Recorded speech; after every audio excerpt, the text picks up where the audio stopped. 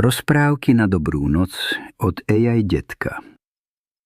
Dnes ti porozprávam jednu čarovnú rozprávku o tajomstve, ktoré v sebe skrýva naše telo. O jednom dôležitom sne a o tom, že pohyb je v skutočnosti tou najzábavnejšou hrou. Volá sa o Filipovi a čarovnom pohybe. Tak si ľahni, pohodlne sa ulož, zavri očká a predstav si, ako tvoje telo pomaly ťažkne a odpočíva. Nezabudni, že moje rozprávky nájdeš aj na YouTube, kde ich môžeš sledovať aj s krásnymi obrázkami. Nezabudni dať like a follow, aby si bol aj ty súčasťou rozprávkovej cesty. Rozprávka sa práve začína. Kde bolo, tam bolo, žil jeden chlapec menom Filip. Filip bol veľmi bystrý, no zo všetkého najradšej sedel doma pri počítači. V škole, keď prišla hodina telesnej výchovy, vždy si našiel nejakú výhovorku. Pani učiteľka, dnes ma bolí palec, hovoril, len aby nemusel behať alebo cvičiť. Rodičia mu často vravievali: Filip, choď sa vybehať von, nesed stále za tým strojom. No Filip len mávol rukou. Po pár mesiacoch si však Filip začal niečo všímať.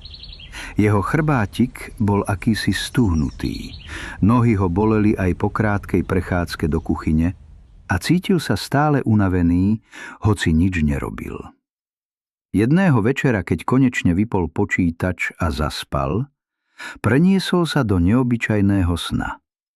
Ocitol sa v tichom, striebornom lese, kde na pni starého stromu sedel čarodejník. Mal dlhú bradu a oči mu iskrili ako hviezdy. Ahoj, Filip, povedal čarodejník hlbokým hlasom. Viem, prečo ťa bolí chrbátik aj nohy. Tvoje telo je ako tento les. Potrebuje vietor, aby sa hýbalo, a potrebuje prúd vody, aby zostalo silné.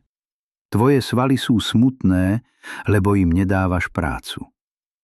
Filip sa prekvapene opýtal: Takže pohyb nie je nuda?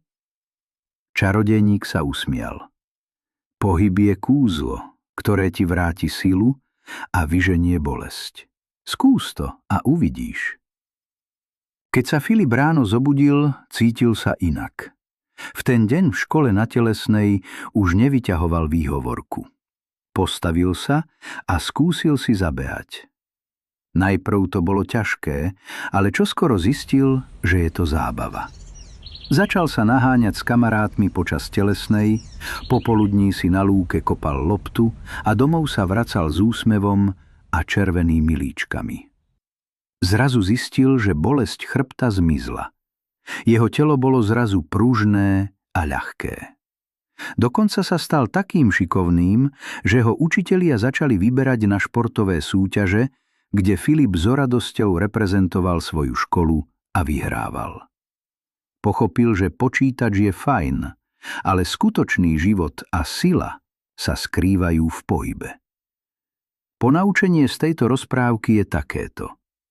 Naše telo je stvorené na to, aby sa hýbalo. Pohyb nie je trest, ale dar, ktorý nás robí zdravými a šťastnými. Keď sa hýbeme, naša nálada je lepšia a naše telo silnejšie. A vieš čo? Len ti to pripomeniem. Aby ti rozprávky robili radosť aj cez deň, môžeš si vyfarbiť svoj vlastný rozprávkový svet.